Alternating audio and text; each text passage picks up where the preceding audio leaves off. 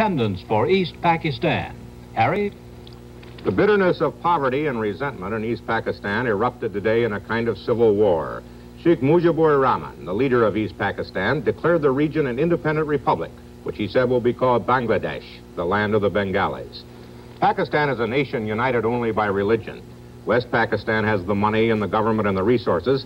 East Pakistan, 1,000 miles away across India, has the poverty and the misery. It seems to get in the world news only when it sets a record for disaster, as it did last fall with the tidal wave that killed 200,000 people. Now West Pakistan, which also has most of the army, is trying to crush the revolt. There are reports of many casualties in Dhaka and other East Pakistan cities. Americans reaching the U.S. consulate in Dhaka say that the army is using full force, including tanks, throughout the country. The revolt came after a final breakdown of talks for which Pakistan President Yahya Khan went to East Pakistan. The background of today's Declaration of Independence now, from Ted Koppel in Dhaka. As far as the people of East Pakistan are concerned, the central issue has never been in doubt. They have been treated, they feel, as though their country were a colony of West Pakistan. In last December's general election, East Pakistan's Awami League won an absolute majority in the National Assembly. The Assembly was due to convene on March 3rd. It would draft a new constitution. Given a majority voice in the new Assembly, things would be different for East Pakistan. But the Assembly never met. Under pressure from West Pakistan's political leader, Ali Bhutto, President Yahya Khan postponed the Assembly for 3 weeks. Under the leadership of Sheikh Mujibur Rahman, the Bengalis took to the streets.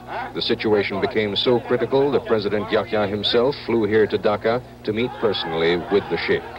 The meetings were so private that no member of the press has yet seen or photographed the two men together.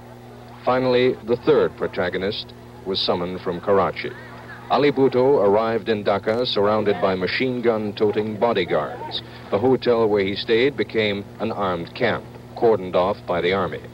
The precautions were necessary.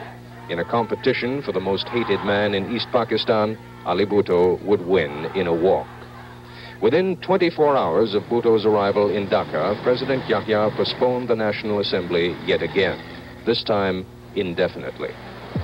The Bengalis used the occasion to proclaim a kind of de facto independence. To the crack of a 1.5 gun salute, a rifle and what looked to be a Luger pistol, student groups hoisted the new Bangladesh flag before a crowd of some 10,000 people.